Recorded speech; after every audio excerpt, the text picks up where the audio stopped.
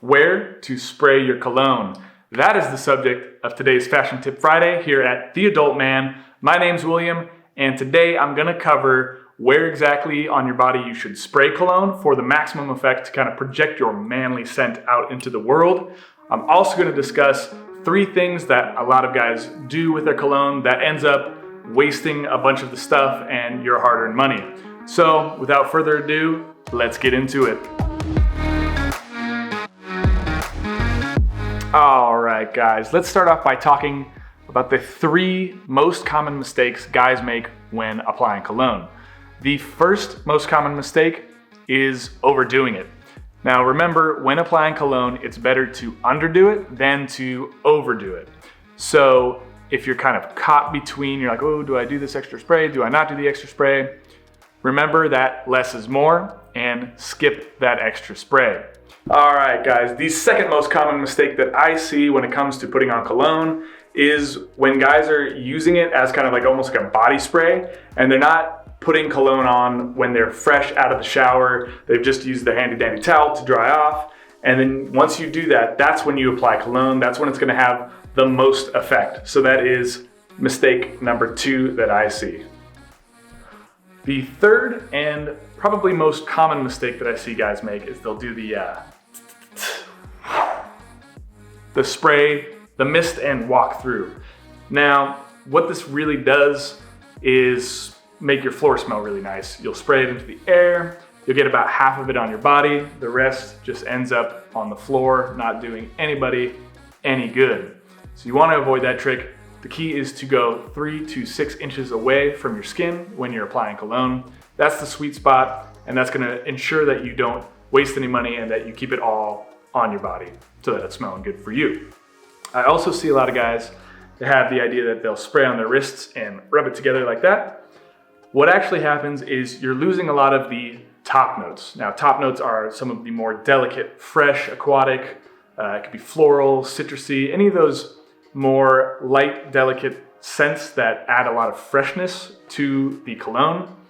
Those are going to go away when you rub it together because heat releases those oils, releases those volatiles, and so people won't be able to smell them, which are some of the nicest, it's part of why we enjoy colognes are those top notes.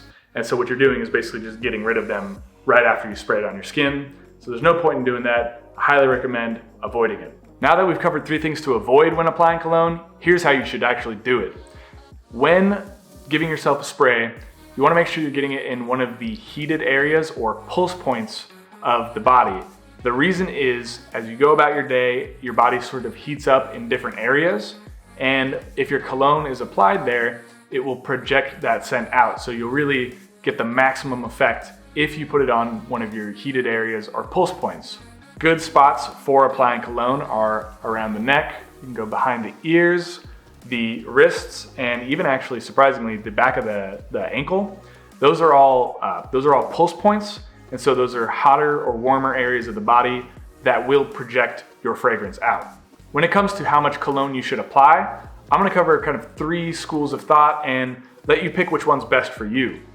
The first method of applying a cologne in terms of the amount is, I'm just going to call it the two blaster.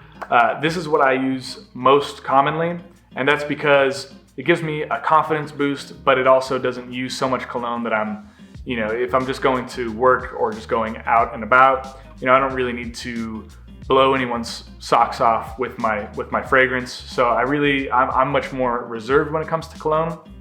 So I'll put on 2 sprays, and typically that'll just look like, so both sides of the neck. That is, again, one of those pulse points. This is a very warm area of the body. So if you go kind of in this little collarbone depression right there, that's a good spot, or just anywhere on the neck. And that is going to give you kind of the most bang for your buck in terms of projecting your scent without overdoing it. The second method of applying cologne is I'm gonna go with like 3 sprays, and I'll do this if I want to be a little bit more impressive, if I'm going on a date night with my wife or something like that. I will go 1, 2, and then I'll do one on the right wrist. You can, if you want, you can tap it like that to kind of balance it out, but really just going on the right wrist is a great place for adding a 3rd spray, because if you're going in for any handshakes, anything like that, that will kind of allow your scent to kind of project that way. from your right wrist. So that's also a great method if you want to add in another spray and have a little bit more scent project out into the world. And the third method of applying cologne is not something that I personally do, but it is from a massively popular YouTuber on fragrance his name is Jeremy Fragrance. And I'll have a link to his page or to his channel down below if you want to learn more specifically about fragrances. But I would say that this method, while it's not something I personally do, there's definitely a certain guy it's for. And if you are the kind of person and you want to really dive into fragrances, you own 10, 15, 20 different colognes, and you really like to explore the differences between them, then this method is more for you.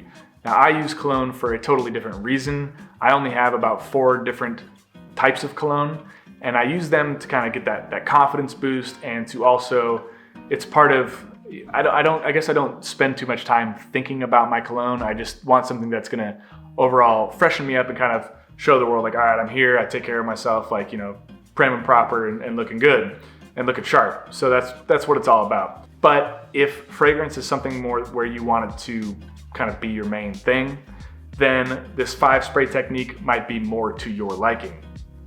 What Jeremy Fragrance recommends is going 1, 2, that's behind the ears. He'll go 3, 4 on the collars, and he'll go a 5th one behind the head. So he really focuses all of those sprays kind of right up in this very intimate zone around the neck and the face. Now, I'm not sure about spraying directly on the collars. As you can see here, this cologne here, it's got a very slight tint. So if you're wearing a white collar, you don't want to get any stains on there. One way to avoid that is to kind of open up your shirt. You're gonna get your sprays more on the collarbone. Those are still very warm, pulse points, very warm areas on the body, and you will get a lot of effect from spraying a cologne there. Jeremy Fragrance also talks about the 7 spray technique, which is pretty intense, but he'll even spray the back of his ankles if he's walking into a restaurant and he wants kind of people who are sitting down lower to catch his fragrance trail as he walks by. He'll spray on the back of his ankles, but that's advanced stuff. I don't think I would ever put on 7 sprays. For me, in my opinion, that is too much cologne. And again, you remember my number 1 rule is to underdo it before you overdo it. Guys, thank you so much for joining us on this Fashion Tip Friday. Please subscribe down below if you enjoyed this video. Also, if you're interested in learning more about how to apply cologne, we have a full in-depth article over at theadultman.com, and I have that link down in the description below. That's it for us, guys. Until next time, stay manly.